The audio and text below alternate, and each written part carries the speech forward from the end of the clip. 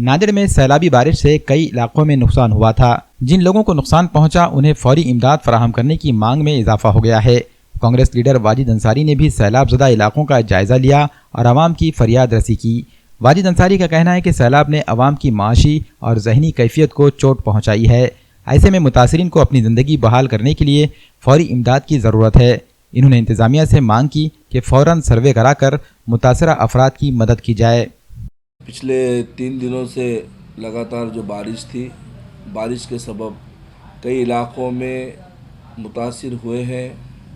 पानी के सबब जो आवाम और हमारे किसान भाई अतिवृष्टि के चपेट में आए हैं, ये एक बड़े ही दुख की बात है। लेकिन कुदरत का निज़ाम है कि पानी तो रहमत है, लेकिन कभी किसी वजह से वो ज़हमत बन जाती है।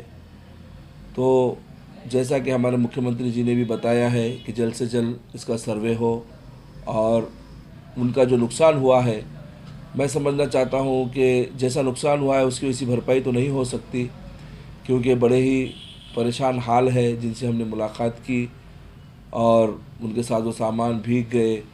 लेकिन गवर्नमेंट की अपनी ज़िम्मेदारी है, उसके हिसाब से जो हमारे मुख्यमंत्री जी ने आदेश दिया है, हम उनके आदेश का सम्मान करते हैं और प्रशासन से ये डिमांड करते हैं पंचनामा करके एक एक आदमी को 25-25 हज़ार रुपये दिए जाए ताकि उनके नुकसान की भरपाई हो और आने वाले हालात उनके साजगार हो।